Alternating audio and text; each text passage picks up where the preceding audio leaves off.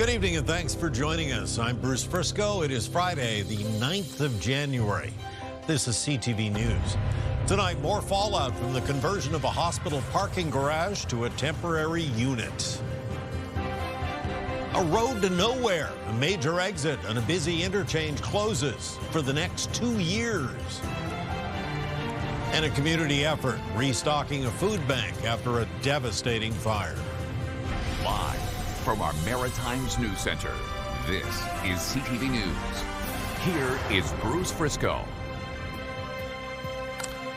Good evening. There is more anger tonight over a makeshift unit created in a Fredericton hospital to deal with overcrowding.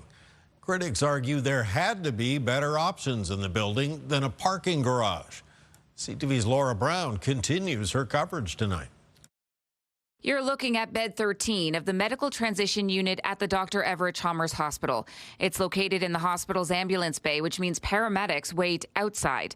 David Kuhn took these photos after visiting a patient who spent about 3 days in the unit. It really is appalling. You can't sleep well at night because the lights are on all the time, and their family put up sheets actually to try and block the light coming through the flimsy curtains that are there. The unit is in the spotlight after an open letter to the Premier described an elderly woman's experience while there. The letter said there's no bathroom, running water, doors or windows, or overall privacy. 160,000 square feet on 3 floors. It is not occupied yet. It's huge. Look, it's big, and they could put 13 beds in there in the even the labor and delivery maternity ward, which isn't going to be open for a while yet. That $250 million addition began in 2016 and was supposed to be done by now, but Horizon Health says it's still under active construction. It's all a wake-up call, says Paula Doucette. Hallway nursing versus garage nursing, they're both inadequate. They're both unacceptable, but we're faced with infrastructure that has not kept up with demand. And we know that when the deck was built many years ago, the population of Fredericton was much less than what it is today. Doctors are concerned about these units, too. The Medical Society is calling for urgency, saying until the larger issue of long-term care is addressed, these units are the unfortunate reality at some hospitals. Laura Brown, CTV News, Fredericton. 3 young men have died in a collision between a car and a transport truck. This happened on Route 11 in Black Point, New Brunswick. Happened shortly after 7 p.m. last night. Police believe a car crossed the center line, slammed into the truck. The driver of the vehicle, 25-year-old man from Campbellton, and 2 occupants, a 27-year-old from Moncton and an 18-year-old from Dalhousie, all died at the scene. Route 11 was closed for half the day. The investigation, of course, very much ongoing. Police in St. John looking for help tonight in identifying a pair of suspects that broke into a home and assaulted a woman over the holidays. Police say a 911 hang-up call from Meckleburg Street in the early morning hours of December 29th prompted officers to take a look. They found a woman unconscious inside the home. She was taken to hospital. Fortunately, she's since recovered and been released. Police are looking for 2 white males, one in his late 30s, medium build with reddish beard and mustache. The other in his 20s with shorter, slight build, wearing dark clothes. Investigators do not believe the location of the home invasion or the female assaulted were actually the intended targets. 4 people have now been charged after that firearm incident in Sydney yesterday. Witnesses reported seeing a person firing a shot at 2 others who were running away. 2 men and 2 women are now facing charges. One of them, 42-year-old Raymond Michael Hannick, is facing 4 counts, including flight from police. Get the Maritime's top stories, breaking news alerts, and watch live. Download the CTV News app. Traffic proved to be an issue in Halifax again today. As part of a major refurbishment of the busy Windsor Street Exchange, a major exit has been shut down, and it will stay shut down for the next 2 years. As CTV's Callum Smith tells us tonight, the first full day of the closure played out pretty much exactly like you'd expect. That's not the only driver who found their own detour after the closure last night of the ramp from Massachusetts Avenue toward the Windsor Street Exchange. What started with a lane realignment is now a 2-year closure. We have responded to some feedback that we've received with concerns around the ramp from Massachusetts towards the Bedford Highway and Windsor Street Exchange. She says that stems from sightline, speed, and safety concerns. Safety-wise, I believe it's actually a good thing, because if you've ever driven that actually going up there, that's actually a blind yield. The larger project is the ongoing redevelopment of the exchange. The facelift estimated to cost around $150 million, likely going into 2028 or 2029. This is not just the busiest intersection in HRM, it's the busiest in the province from what I understand. So it absolutely has to be rebuilt. It's handling more traffic than it was built for. It's become unsafe. So we have to rebuild it. Signs are in place at the Roby and Yonge intersection, but if you miss them, you're either trying to merge a few lanes with bridge traffic or go all the way to Dartmouth and back. That's what this roadside service company owner and Halifax traffic vlogger did. They have a detour sign there to put you down on Barrington Street, but it's a very difficult to cross those 3 active lanes. So personally, I just went across the bridge and turned around. The project manager suggests avoiding the route altogether if possible to avoid situations like this. My suggestion, if you're going down Roby, if you're going north on Roby, is to turn on Yonge and take Kemptor Windsor towards Bedford Highway. The project is going hand in hand with some critical Halifax water work, meaning active construction for the next 3 to 4 years. But that's all pending further Halifax Council approval. Councillor Catherine Morse acknowledges the construction is inconvenient, but calls it necessary. It's just really the most critical piece of infrastructure in the city right now. Callum Smith, CTV News, Halifax. And Haligonians will be paying significantly more for water and related services this year. If it's approved, the utilities' revised rate hike will jump just over 18% in 2026. Homeowners will see a 12% increase this month, with the rest kicking in April. Halifax Water says it needs the cash to cover debt, infrastructure costs, and other things. Halifax Mayor Andy Fillmore, who has requested an audit, calls it a classic case of rate shock. And a new water-related problem is developed in the community of Alma along the Fundy coast. CTV's Derek Haggett has those details. Some people in the community of Alma woke up to no running water this morning. The municipality of Fundy Albert notified people living there yesterday about significantly higher than normal water use, but wasn't sure why. A temporary water shutdown was in effect until around 6 a.m. It's strange because there's really no one in this town. There's 280 residents, and that's all on the system right now. So obviously there's more problems going on. Fundy Albert's CAO fully understands the frustration. Reliable access to water is essential to daily life, and our team is actively working to mitigate service disruptions while crews continue their efforts to resolve the issue as quickly and safely as possible. I spoke with a couple of Alma residents today who are happy to hear that crews are out working on the problem, but they'd like to have a little bit more communication from the municipality when it comes to the water issues.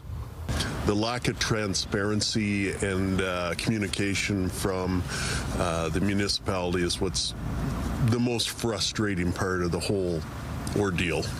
But Fundy Albert did provide an update this afternoon saying the issue has been localized to a limited area and staff continue to look for a leak. One possibility, recent freeze-thaw weather conditions that can place stress on water lines. Summertime boil orders have been common for years when tourists flock to the area. There's no increase in visitors now, but a boil water order is currently in effect. Very tired of this. It's extremely inconvenient. It's an added expense for families and restaurants and business owners. Fundy Albert will continue to provide updates, but there's no timeline for a full resolution. Derek Haggett, CTV News, Alma, New Brunswick. 12 volunteer firefighters in Sackville, New Brunswick have parked their rigs and handed in their pagers. They're citing frustrations with what they claim are workplace safety and harassment issues. They say the issues have been ongoing. The municipality has done nothing to address them, so they're stepping aside to make a point. Residents are understandably concerned about this.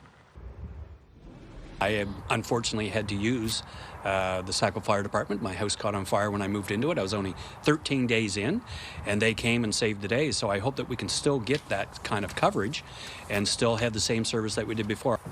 The municipality says it takes the issue seriously and it's working to arrange meetings to settle things. In the meantime, they also insist residents shouldn't worry because fire protection is in place. And some good news from the Bedford area of Halifax tonight. DNR crews have located the deer whose antlers have been tangled up in Christmas lights for a couple of weeks, prompting an outpouring of concern from all the neighbors and the internet. After catching the animal, they did untangle the wires and sent the deer on its way. Still to come tonight, Kaylin's full forecast, and we'll explore why women's hockey is in the spotlight around here this weekend in a big way. Coming up next, though, still processing. There is no more, big player, as it were. High-tech workers who abruptly lost their jobs this week, still trying to sort out what happened. That's next. Stay with us. Is this also...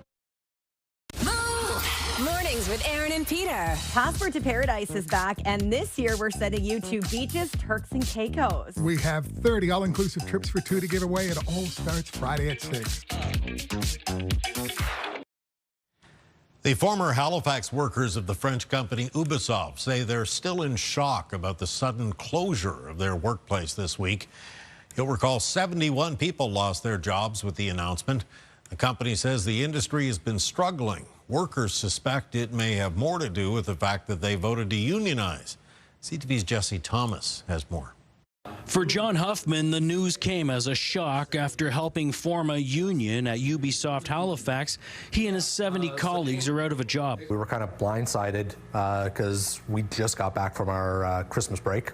Ubisoft declined an interview with CTV News, but in a statement said the closure is part of a company-wide restructuring plan that's been in the works for nearly 2 years. The gaming industry has become increasingly competitive, requiring Ubisoft to focus on projects with the greatest potential for success.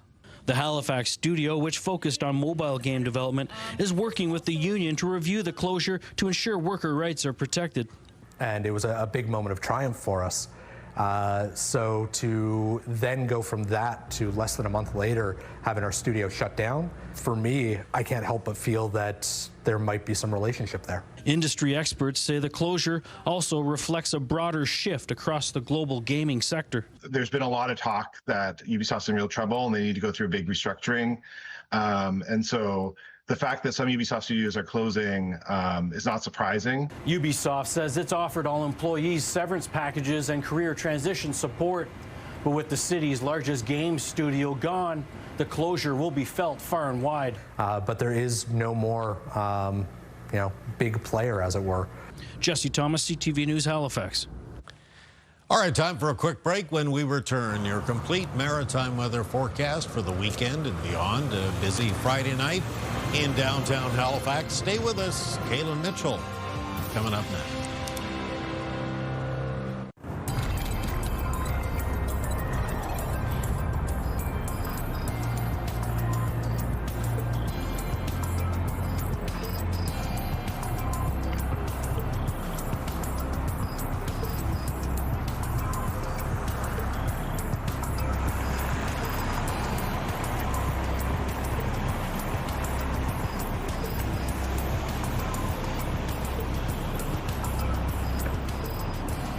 Okay, so it's Friday night, 9th day of January. Is this the first weekend of January? It was about second weekend. Second weekend of January, and this one's going to be a lot milder than the first one was. However, it will end with a bit of a significant wintry mix for the region. Some snow, ice pelts, freezing rain, and rain. So more on that in a moment. Taking a look at our weather systems map. It's not the system that's coming through tonight. That is bringing in a lighter mix of snow and rain to the Maritime. It's part of a low pressure system making its way out of Ontario and into Quebec. So that's going to be in and out fairly quickly. Mostly clear by the time we get to the start of the day for tomorrow, except for a chance of some flurries around the north of New Brunswick and a chance of a shower for Prince Edward Island, eastern areas of Nova Scotia. Then even those shower chances should be coming to an an end moving into the afternoon, which will be mostly sunny to a mix of sun and cloud around the region. One thing you should keep in mind for Saturday, though, and that's actually starting to happen tonight, is that the winds are picking up and they're changing direction.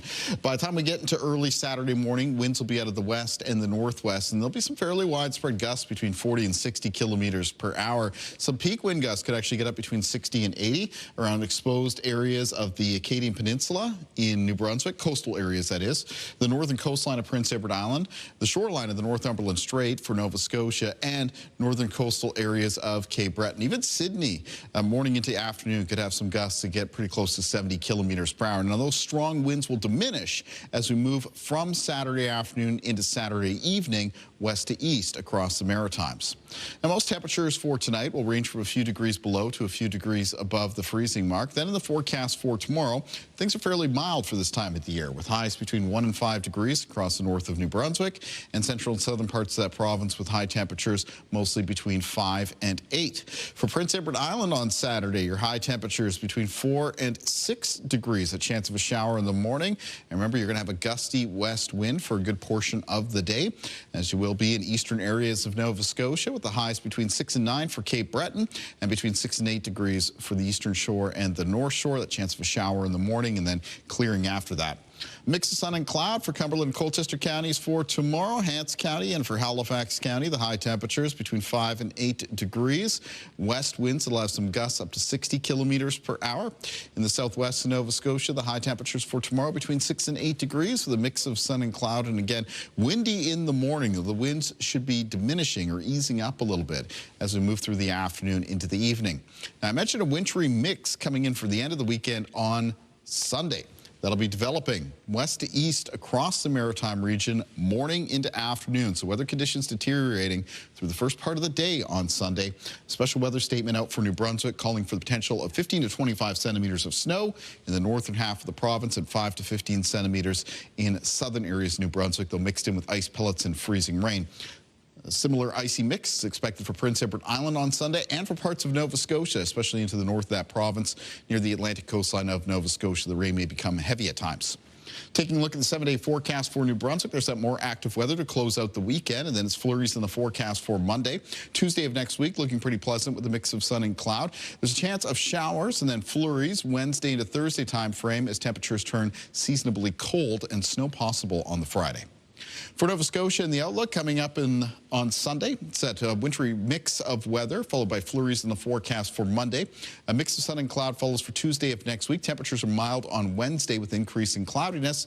A mixture of showers and flurries expected on Thursday. Temperatures turning colder into Friday with the possibility of snow.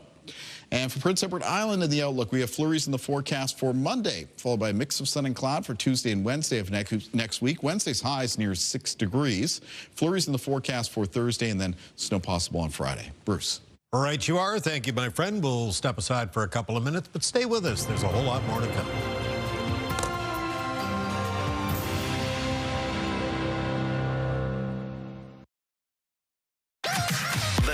#1 morning show in Halifax. Turk, Megan, and Amateur Alex. And home to the biggest artists. Halifax's #1 hit music station. 101.3 Virgin Radio. It's a power play weekend for women's hockey in the Maritimes, whether it's the Under-18 Women's World Championship in Cape Breton or the PWHL in Halifax, or even chatter about the Olympic team roster. Fans have plenty to cheer about. Here's CTV's Ryan McDonald. It was picture time for Team Finland today in more ways than one, as they and their opponents from across the globe hit the ice for their first practices before going for Under-18 gold here in Cape Breton. We've got 4 games tomorrow, and the Canada-Swiss game, to my understanding, is already sold out or just about. Jana Hefford, one-on-one. Hefford scores! 4-time Olympic gold medalist and Hockey Hall of Famer Jana Hefford was in Halifax last month for the PWHL's first takeover tour stop in the Nova Scotia capital. This weekend, the PWHL is back at Scotiabank Centre with a game Sunday pitting Jill Saulnier's Boston Fleet against the Ottawa Charge. To see all of the merch and the jerseys, clearly there are a lot of PWHL fans in Atlantic Canada. Today, Canada announced its women's hockey roster for next month's Olympics. It includes Stellarton, Nova Scotia's Blair Turnbull, along with Troy Ryan and Corey Chevery on the coaching staff. When I was with the national team, we didn't have anyone from the Maritimes. We had a couple players that went to university there, so they became the ones we known as the Maritimers, but they weren't folks that grew up there. And so now we're seeing that. Ryan McDonald, CTV News. Thank you, Ryan. Time for a quick little break. Coming up, a Maritime community comes together to restock a food bank after a terrible fire. First, though, it's your wake-up weather. Here's a look at Charlottetown on this Friday night, just about Saturday morning. Kaylin's wake-up weather is coming up next. CTV Atlantic, winner of 2 national RTDNA awards, Best Newscast and Breaking News, plus home to 8 regional awards. CTV Atlantic and CTVAtlantic.ca. Watch live on Crave. Just like that, 10th day of January, and the bonus is it's Saturday morning now. That's right, and for the morning hours around the Maritimes, there's going to be a gusty west wind blowing across the region. Remember, some of those peak wind gusts getting up between 40 and 60, except potentially higher for some exposed areas of the coastlines around the region, especially in the northeast of New Brunswick, the north coast of PEI, and parts of the northern and eastern coastline of Nova Scotia. Morning temperatures fairly mild, mostly around the low to mid-single digits, and generally speaking, Saturday is going to be a mild day, even if temperatures come down a few degrees in the afternoon with a mix of sun and cloud. The winds will ease up for the region in the west beginning in the afternoon, and for eastern parts of the Maritimes beginning in the evening. Bruce. Thank you, sir. Well, a New Brunswick community found itself in a difficult spot this week after fire destroyed the town's food bank. But as CTV's Avery McRae shows us now, in just a few days, the people of Eastern Charlotte came together to restock the shelves. It's overwhelming, but not surprising. On Sunday, a fire ravaged the St. Georgian area food bank, resulting in tens of thousands of dollars of lost stock. Food bank chair Tony Munn says it was enough food to sustain the roughly 400 people they support until the summer. How many food items do you think we've gotten over the past week here? Food items? Whoa. I can tell you we have 9,000 pounds. In just a few days, the food bank has gone from just a few cans of soup to full shelves in their new temporary setup. Munn says it's a testament to the people of Eastern Charlotte, who even after the giving season are still ready to help. There's a need in our community. That's what all they feel. There's a need in our community and I need to help, and they do. Jason Mullins made the hour-long drive from Rothsay with 145 pounds of food that was raised by his U15 KV Warriors hockey team. Very proud. I can't speak highly enough of the families that we have a part of the team and the way they came together. Very heartwarming. Tomorrow, Hillary's Hope for Hunger, which hosts an annual food drive each year in April in honor of Hillary Hooper, who died by suicide in 2020, will host an early fundraiser given the circumstances in the community. Hillary always was a supporter of the food bank. It's so well known after 5 years, and the community and the organizations and the businesses support us like 110%. With 6 to 7 weeks of food now stocked up, there's no telling what impact this weekend could have on supporting the vulnerable people in Eastern Charlotte. Avery McRae, CTV News, St. George, New Brunswick. Thank you, Avery, and that's a perfect place to leave it for tonight and for this week, as a matter of fact. If you joined us late, you'd like another look at anything you've seen, CTVNewsAtlantic.ca. It's your home for news, updates right around the clock and over the weekend as well. I'm Bruce Frisco. Thank you for staying up late with us tonight. Have a good night. We're going to leave you with the names of all of us here at Bell Media. Hope to see you again on Monday.